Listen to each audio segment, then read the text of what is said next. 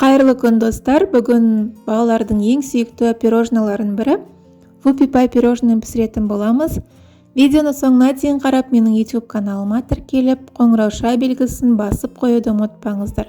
Алдағы уақытта жаңа шыққан видеоны бірінші болып көретін боласыздар. Пирожноларды дайындау үшін ең алдымен шоколад пен сары майды біріктіріп, су моншасында немесе қысқа толқынды пеште сұйық масса болғанша ерітіп алуымыз қажет. Енді бөлме температурасындағы 2 жұмыртқаға қантты қосып, венчиктің көмегімен араластырамыз. Миксермен шайқап алсаңыздар да болады. Содан соң шоколадты массамызды қосып араластырамыз.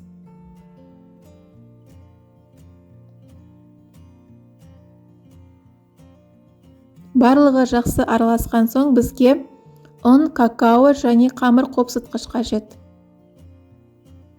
Үшеуін біріктіріп араластырамыз.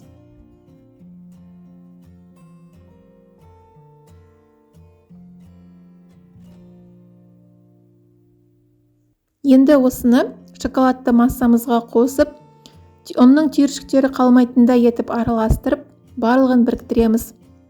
Біздің қамыр шамалы қоймалжың болып шығады.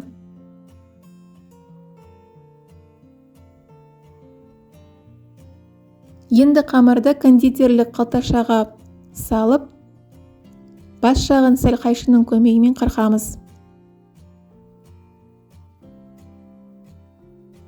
Пергамент қағазына домалақ тәріздес етіп орналастырамыз.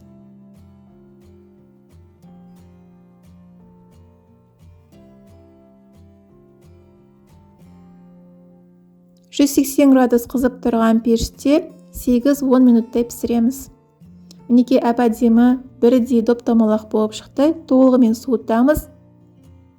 Суимын дегенше біз кремін дайындайық. Ол үшін мұздай салқын, яғни творожный сырға қант ұнтағын қосып миксерлейміз.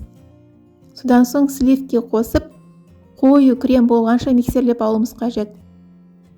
Крем қою болу үшін, жақсы шығу үшін барлық ингредиенттер тоңазытқышта кем дегенде 8 сағат тұруы қажет. Мінекей крем дайын болды. Енді кондитерлік қалташаға салып, өзіңізге ұнайтын насадкамен осылай орналастырсаңыздар болады. Мінекей бұл пирожнолардың жасалу жолы оңай әрі тез.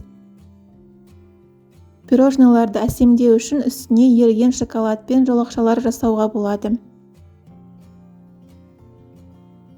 Достар, егер видеоны соңына дейін қараған болсаңыздар, лайк басып, пікір қалдырып, менің арнама тіркеліп қоюды ұмытпаңыздар. Алдағы уақытта сіздерді дәмді, пайдалы рецепттермен қуантатын боламын. Ас болсын, сау болыңыздар.